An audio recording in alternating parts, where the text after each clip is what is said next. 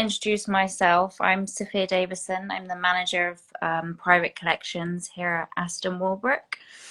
Nice to Um, meet you, Sophia. nice to meet you as well. So yeah, we're a small gallery in central London that specialises in emerging artists. One of who is obviously you, the very Thank you. talented Tana.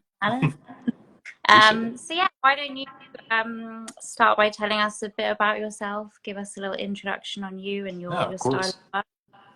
Yeah, so I'm a 19-year-old artist. I currently go to the Art Institute of Chicago for school. Hmm. I mostly work with colored pencils on a very large scale. Um, Nice. Most of my styles revolves around kind of a hyperrealistic theme mixed Mm, with a surrealistic kind of style. So it's kind of a combination of the two. mm, I initially started drawing maybe about 4.5 years ago, where it was kind of around the start of the pandemic, where I was had a lot of time on my hands, was very interested in learning about art. mm, And it kind of started with me doodling here and there and kind of exploring different artistic mm, practices. And then I kind of started doing a little bit more research and I discovered some blue chip artists that were doing really big things, namely CJ Hendry, who was at the time really promoting her work and really mm. curating her own shows. And I thought that was very impressive and I had a lot of respect for her in that way. Nice. So that really inspired me to start my own Instagram and to share my work like that. And kind of over time, it kind of grew. That kept me accountable for creating and Mm, trying to push my work out there. So over the next few years, I really developed a passion for it and uh, really fell in love with art. So that's kind of mm. how it got to this point. That's lovely. What a positive COVID Yeah, story. exactly. Um, so yeah, would you say that she's your biggest inspiration behind your work? Do you have any others? I'm inspired by quite a few Mm, artists, but I'd say she's kind of one of the first ones. But at the moment, I have a bunch of different artists I'm constantly inspired. I'm always taking from different artists, kind of what they're doing and trying to bring some of their elements into my work and kind of create new things like that. nice. And so you released a new piece, right, called Hands. Yeah, I have it Why don't here. I'll you pull show it us? up. Yeah, it's kind of hard to display when they're not framed, Oh, but this is that's the thing. To newest think piece. that's yeah, that's gorgeous. Why don't you tell us a bit about it? What was your inspiration behind that? So my inspiration behind this piece was I've worked with the hands quite a few times. Mostly about a year ago, I really started the hand series where I was experimenting with this theme and trying to uh, kind of explore different areas of my artistic practice. So this one was kind of I drew from a culmination of a lot of my past pieces where I was trying to rework the composition, bring in new Mm, elements.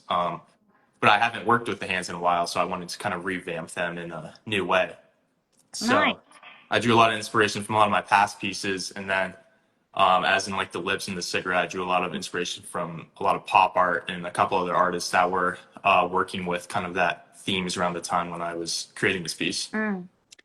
And what's the process behind it? I saw in a video kind of dip your hand in Yeah. So that. the process, there's a lot of different steps to the process, but Mm, in actually creating the piece, it starts kind of initially I had the idea for this piece about maybe a month and a half ago where I had an idea of what I wanted to create, and then over time I kind of developed a more finite idea of how I wanted to execute it. mhm, And so I kind of start sketching ideas, and then once I've landed on like a composition that I think is will do well or that I enjoy, I'll mhm, take what I do is I dip my hands in a black paint where then I photograph that so you get this I capture the reflections and the kind of shadows and highlights, and mhm, then I take that reference and I edit it quite a bit where I'm adding more drips, I'm taking away reflections, I'm adding shadows, I'm adding new highlights, so it's kind of bringing this hand into a new light. mm, And then after that, I kind of have an idea of how the hands are positioned, how they're going to work on the paper. And then I start to add elements like either the flowers or like the lips in this case into the hands. And once I start drawing it, I kind of uh, edit it a little bit where I'm adding more things, I'm taking away things, and kind of seeing how it will flow more organically on the paper. nice. So you drawing directly from the plants, or was that kind of in your head? It's a little bit of both. So I draw sometimes directly from like a reference, or sometimes I will make up things, like I'll make up the stems, how they're working Mm, around the hands, or I'll make up parts of the lip, how I want them into the hands. So that's one of the like challenging parts about this piece in particular, was trying to figure out how to draw the lips in with the hands where it looked very seamless and it looked like they were integrated in a way. So it's tricky trying to find where the black would like overlap the lips, or where the lips would kind of recede back into the hand to create that illusion. mm, nice. Yeah. And so into kind of symbols and themes of the piece, is there any hidden symbols?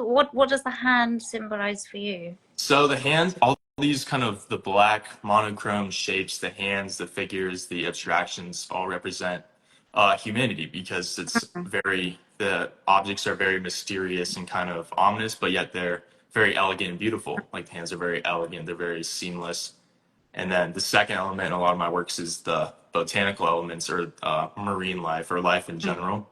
And I try to combine these two elements, where you have these elements of humanity interacting with elements of our world. mm, And I want them to perform together in sort of an elegant and beautiful way, where it's mm, very harmonious. And as a viewer, when you're looking upon the piece, I want you to see that harmony and see that duality, and understand these two contrasting elements can come together and work in harmony. nice. Yeah. Ever use any different, do you ever paint or any different types of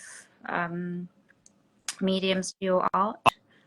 I like primarily work with color pencils, but I'm branching off into some like 3D modeling, experimenting with painting. Mm, Yeah, those are kind of the three kind of things I'm exploring at the moment, but I hope to continue to mm, explore different mediums. nice. Yeah.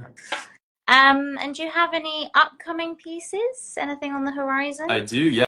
Yeah, I'm working on a couple larger pieces right now. Hopefully, I'll have those shared or those out in the next week or so. Mm-hmm. And then me and my team are hopefully doing like a clothing release this summer. That's the end goal. And then hopefully there'll be another couple shows coming up too. So I'm looking forward to all of that. Great. And is that in Chicago, the show?